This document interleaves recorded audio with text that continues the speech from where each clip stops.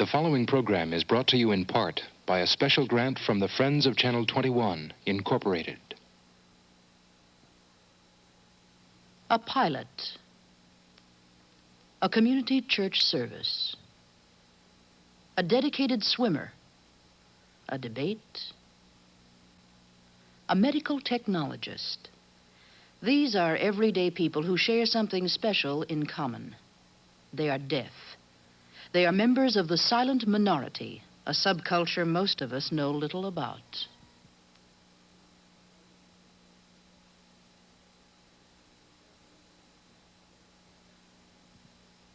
There are more than 14.5 million Americans with hearing impairments. It's one of the least understood handicaps. Unlike other visible disabilities, the ear looks the same whether one is hearing or deaf. The degree of deafness and levels of speech varies from person to person. Each individual communicates in his own way. Some use only sign language. Others depend on lip reading. There are those who amplify whatever hearing they have with a hearing aid. As director of the State Service Bureau for the Deaf, Herb Pickell understands many of the problems that confront deaf people every day. Really way bad when people see someone who can't hear, they relate them to people who are retarded and very often send them away. That's not true anymore. But we still have that problem. I remember being asked to go down by the police once. That we have a retarded person there. When I got there, the person was only deaf. And that happened. And the other thing that people don't understand about deafness would be like, they don't realize that people should drive on the road. Statistics show that the deaf have better driving records than the hearing, but auto insurance companies tend to consider the deaf as a high-risk group. There are individual problems that arise when an accident occurs. The gentleman who is talking to Pickell was in an accident and needs an interpreter in the courtroom. Communication with the police or in legal situations might be difficult if the deaf person is not well prepared. Deaf people are just like everyone else, want to be part of the society. And funny thing, every one of us probably will have a phone in the home or in the office. And deaf people have had none of that for a long time. If we go back to the history a little bit, the first man to invent telephone was Allen Graham Bell. He was working on something with the idea of making an equipment so that his deaf wife could hear. Before he knew it, it was a telephone. The beautiful thing to have, but the deaf people, once again, were left out from the world of communication. Many deaf people use what is called a TTY, or teletypewriter phone. It works like a regular phone, except that messages are typed instead of spoken. Both parties must have compatible equipment. The TTY can cost anywhere from $300 to $700. People, when they see a deaf person, oh, deaf and dumb, or deaf mute, you will find that deaf people feel very offended about that because their face didn't really reflect what they really are. There are many counseling services available if you are hearing, but use of the same services are very limited to the deaf. The reason there has to be a deaf treatment center isn't because those problems are unique. There are problems with, for teenagers, figuring out who you're going to be when you grow up. There are problems with controlling your feelings. There's problems with understanding your feelings, of getting over loneliness, of coping with a hot temper. Just knowing where you are in your life and what the options are for you. And it becomes necessary when you're dealing with a problem to communicate easily and to have people who understand your frustrations well. And most counselors don't really know what a hearing impaired person really experiences in his life. I think many of the hearing impaired people I know, not necessarily people that come here for help, but just hearing impaired people in the general community, will tell you is that they never knew deaf adults when they were children. And that's really important because when we're kids, we experiment with what it would be like to be an adult. And hearing impaired children do that also. What happens is that at some point in his life, the hearing impaired child discovers that he's deaf, that he's different from his parents. And at that point, it's important that they know a teacher or an accountant or someone in his life who is deaf and successful so that he can have an image of himself developing into a successful human being. The staff of this elementary school advocates contact between deaf children and deaf adults. We feel strongly here at Glendale School that in having deaf people come to our classroom, it does away with some of the misconceptions that the hearing impaired children have about deaf people and helps to give them good role models for their adult life. You know, it's amazing the kind of ideas that kids come up with. Sometimes they think that deaf people become hearing people once they grow up. Robert Horgan is a retired printer who has volunteered to spend his time with a hearing-impaired class. He explains his involvement by saying, "The reason I go to Glendale School to teach deaf children is to make them aware that when they grow up, they will be deaf adults like myself and others. Usually they just go to school, come home, and have little chance to see deaf adults in person." Horgan was the volunteer director of the State Service Bureau of the Deaf for 21 years until 1971. He is still respected by the deaf community for making headway in legislative matters for the deaf. He has also had experience in dealing with a major problem confronting many deafs, underemployment. Horgan says there are a great number of deafs in low-level jobs, such as janitorial work. Yet they have the potential for attaining higher, more sophisticated jobs. Computer programming is but one example he speaks of. For some reason, they've not been able to obtain these better jobs. He also explains that the obstacles lie in several areas, with employers who have low expectations of the deaf, with inadequately suited vocational rehabilitation services, and with the counselors who don't understand the unique problems of deafness. But Horgan remains optimistic. There are already a number of deaf students working towards PhDs and other higher education degrees. The opportunities for them are limitless. The White House Conference on Handicapped Individuals enables people with disabilities to come to Washington, D.C. to meet with federal officials. But first, the disabled meet on a state level to select delegates and prepare a list of recommendations. The deaf people will have the opportunity to give all their concerns involving things such as better use of telephone through the teletypewriter, TTY, and also better and more services on television or other media, such as captioning or interpreting services, and other matters that pertain to things that they were not able to hear, but they want and can see. In other words, total accessibility for them. The struggle to pass Section 504 has drawn national media attention, and the handicapped, once invisible men and women, are now in the spotlight. Section 504 prohibits discrimination against the disabled. To the deaf, it offers opportunities for higher education, employment, and access to registered interpreters. For the time being, many people don't really know what's going to happen. They know that the bill is signed, and my personal feeling that it will take time, probably up to 10 years, before everything is solved within that bill. For many of us, our only contact with deaf people is through the media. We often fail to realize that the deaf population is composed of diverse individuals. One such individual is Robert Pagel. Pagel is profoundly deaf due to a bone infection. He is a postlingual deaf. That means he acquired speech well before the loss of hearing at the age of 9. Like many deaf people, Pagel works as a printer. The printing profession has been good for deaf people for many years. It's always been a good occupation, and has been one of the easiest ones for the deaf people to learn. But it's on its way down now. It's on its way out. As many parts of the printing profession are being replaced by computerized processes, and that does not bode good for the deaf people in the future. The deaf people live pretty much in a world of their own. They are very tiny and Where normal people depend much on their hearing for entertainment, the deaf people can't do that. So they have to create their own activities. They sponsor their own basketball, bowling, softball, tournaments, and such. And pretty much stick to the things themselves. Of course, we do go to football games and things like that, but we don't get as much out of those things as hearing people do.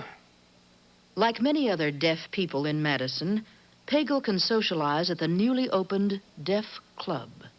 Sound-transmitted messages like telephone rings and doorbells are converted to light signals in the deaf world. After 50 years of planning, the Deaf Club has become a reality. It is owned and operated by the community. Once a week, people volunteer their time to the remodeling of the club. The Deaf Club is a common meeting place for all of our people. Without the Deaf Club here in Madison, many of our members would be lost. Would have nothing to do but sit at home and watch TV evenings. And too much of that is not good. It offers something of variety in our lives and offers us a chance to get away from home and socialize with our own people. One of the activities Pagel enjoys at the club is a debate. Typically, most of us think of a debate as an event in which speech and the power of verbal persuasion are essential. In this debate, the ideas are exchanged through another mode of communication, a silent language. See if you can understand what ideas are being advocated.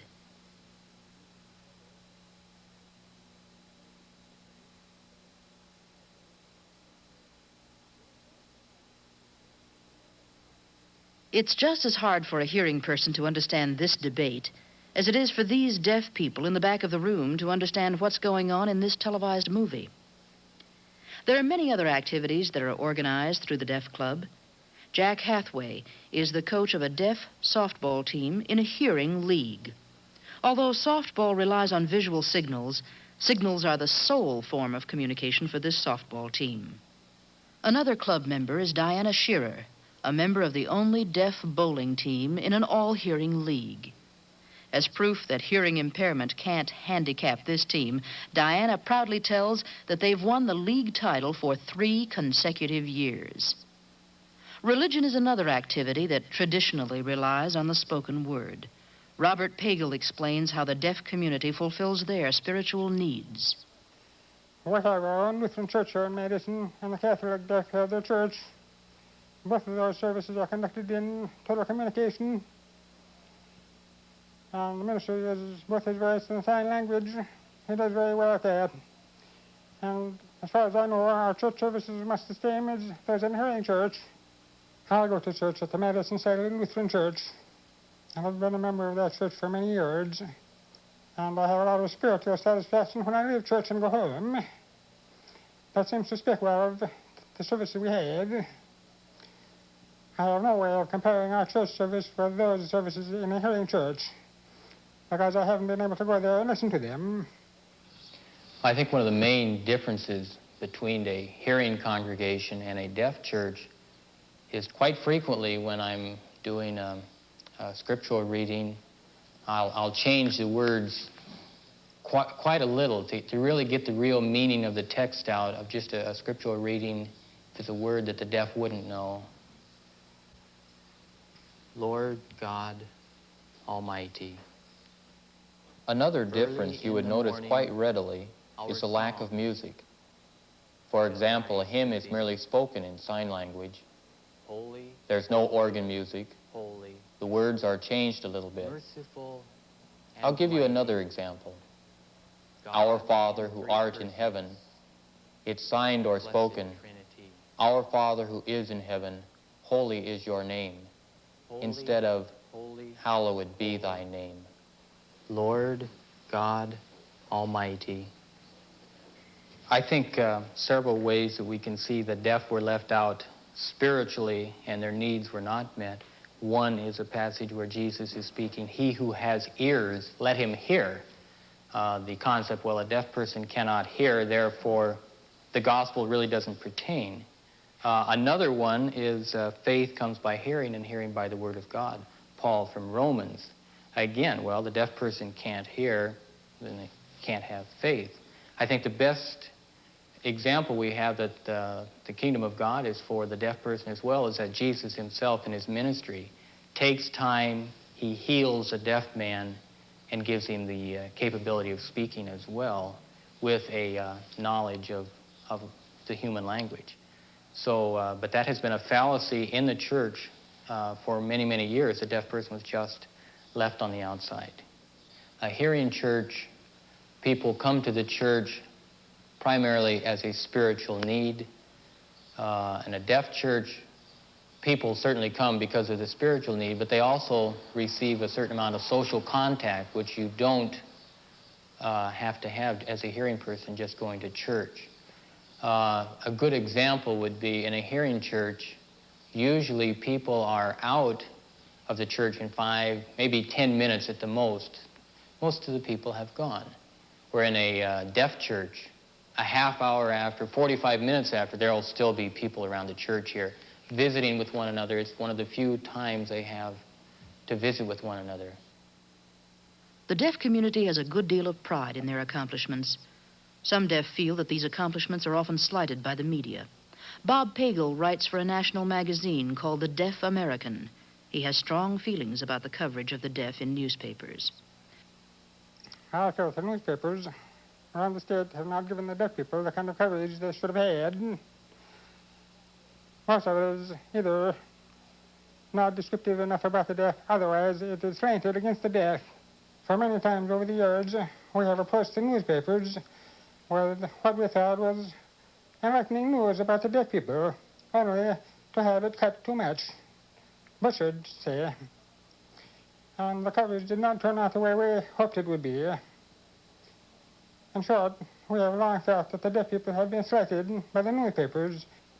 The Deaf American has plenty of articles in it about professional things, like teaching and professional fields that deaf are engaged in. There's enough of that in there, so I think maybe the deaf people around the country will be kind of interested in what the deaf people at the grassroots level are doing. I always try to find something unusual. Another story I wrote was about a young deaf woman who owns her own plane and flies it. She's been flying for around 12 or 15 years now, and she is held in very high respect at the Hartford Airport, where she keeps her plane.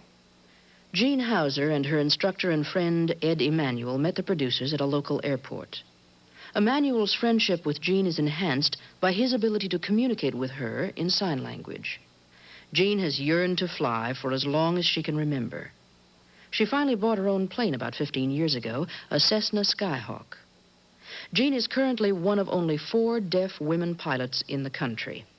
Her only restriction in flying is not being allowed to land at radio-controlled airports. She usually lands by making several 360-degree turns, always watching for other planes. She may land at radio-controlled airports if special arrangements are made. She must inform the control tower of her estimated arrival time, and they will give her a green go-ahead signal when she reaches the airport. Jean considers her deafness more of a nuisance than a handicap. She must rely on friends to telephone for the weather forecast and to make arrangements for landing at radio-controlled airports. She tells us that her biggest obstacle was in passing the Federal Aviation Agency's exam. Ed Emanuel explains. She had no conception of the results of using a navigation radio or communication radio, so she had to believe everything she read there. Right? She couldn't visualize so much of it that I took her, gave her some private ground tutoring in my home, and reviewed all of the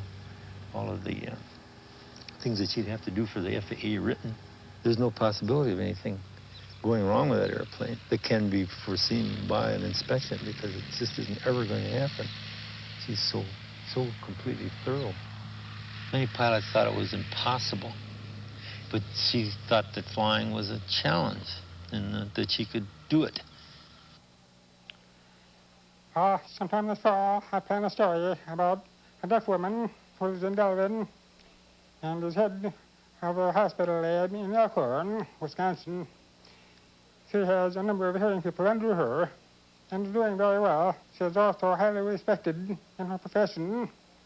So I feel it deserves a place in the Deaf American, even though she is a professional in her own right.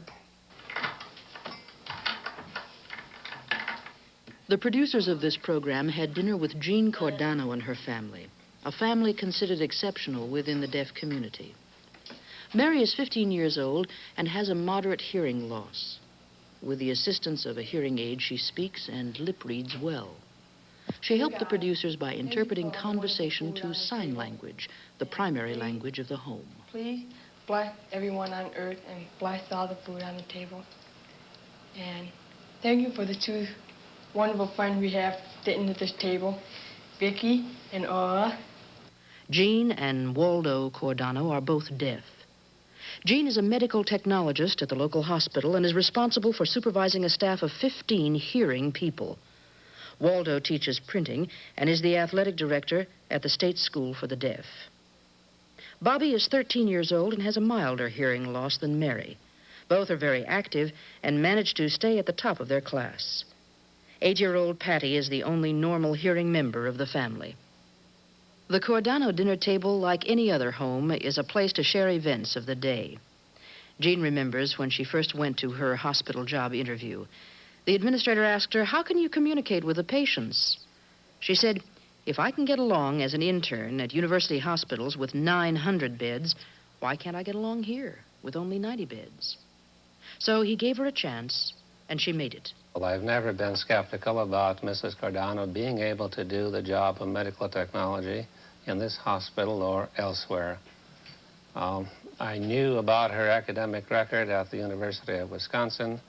I knew how she communicated with me on our very first visit, and I had full confidence that she could communicate with people, oversee the functions of the department, and do a good deal of medical technology herself. She's a brilliant woman who has manual dexterity, who has an excellent mind and heart for patient care. And that is the essence of what we require. We have made adaptations to help Mrs. Cordano in meeting various situations. For example, many instruments or situations have sound alert to usual people. Those have been changed to a light alert so that she can see a light and respond to it. Telephones and telephone reporting is sometimes alerted, or she is alerted by light rather than by sound. The fire drill and alarm system is a light system that we have now so that it's recognized by Mrs. Cordano as well as all other personnel in the department. Communication seems to come easily between Jean and her co-workers. Many have taken the initiative to learn sign language, but there are times when Jean deals with people who aren't sure how to cope with her deafness. She recalls the time an outpatient came in for a blood test. When the patient found out Jean was deaf, she asked someone else to administer the test. The co-worker who finally drew the blood told the patient that Jean was, in fact, the head of the lab. Apparently, this impressed the patient enough so that the next time she came in, she allowed Jean to draw her blood. Jean tried to teach at the State School for the Deaf, but didn't really have the patience. However, Waldo enjoys teaching there. He has coached a winning football team that competes with both hearing and deaf schools. He thinks athletic competition is vital in a deaf child's life. It builds self-confidence and self-discipline. He knows that many deaf boys have a feeling like, I can't do it because of deafness. He doesn't like that attitude, so he tried to build their confidence so he can remove that attitude and that they can play with their hearing peers. Waldo encouraged his daughters to compete in sports while they were young. Mary began swimming when she was 8 years old. Many years of hard work and dedication will be put to test at the Deaf Olympics in Romania this summer. My parents back me up all the time. I've had friends, my sisters, competition from these two, competition from other friends, team. Just the community backed me up, too, for going to Europe. So I think it's important the community back me up, helping me go. To other classmates, school might appear to be easy for Mary. I do have problems, like in discussion group or large group. Most of the time, Like when there's a large group of kids talking, I do have a hard time knowing what they're talking about because they don't take turn talking. Mary's in a position to choose any college. She hopes to go to Gallaudet College in Washington, D.C., the only deaf college in the world. I've laid down all my cards except for one, which is sociability. I don't have the sociability up at the high school, hearing high school, because it's very difficult. But I know I can socialize a lot at the Gallaudet College because they're all deaf people. Communication will be better. We'll be signing, and it's easier to understand than talking. To me, it is, because I don't have to worry about lip reading or hearing. Many parents might wonder, how did Jean and Waldo raise their children? How did they know when a baby cried or fell? We had a cry box. Every sound it makes, the light blink. There's a light blinking. So if the baby it's like with the telephone. When it rings, the light goes on. When we grow up, when I grow up or we grow up, we stop using it. It's very useful in early age, but later on when the baby learns to play, she will never know the difference between playing and crying, so they turn it off. Patty talks about what it's like to be the only normal hearing person in a hearing-impaired family. Well, it's like having a maid to do all the stuff, like answering the telephone at 1 o'clock in the morning and answering the door and other things like that. Deafness is not considered a handicap by the Cordanos. What sets them apart from their neighbors is not their deafness, but their ambition and drive. Her father always said, we must work toward excellence. You must do best. You must do the best to your ability. So, she keeps on going. Keep on going. Going. She hasn't stopped yet. So the opportunity is great.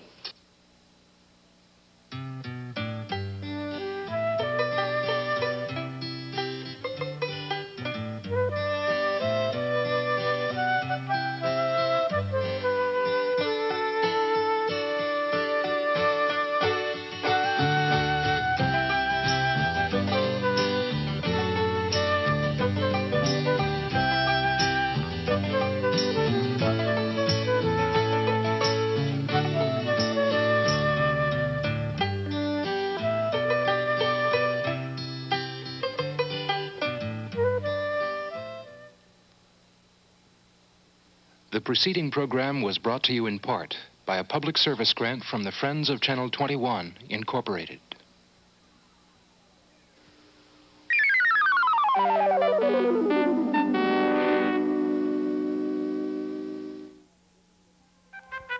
The Silent Minority will be presented again on Channel 21 this Saturday at noon.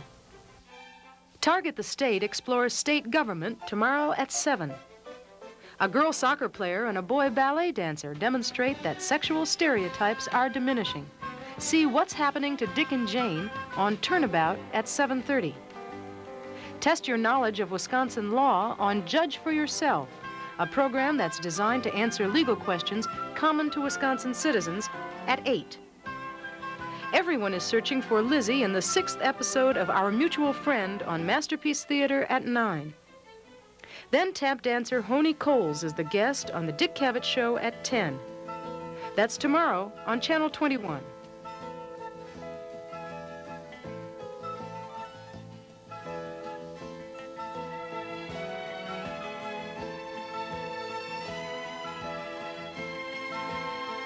Members of the National Theater for the Deaf celebrate the Passover Seder on Who Knows One next. The Dick Cavett Show, usually seen at this time, has been delayed until 11 o'clock.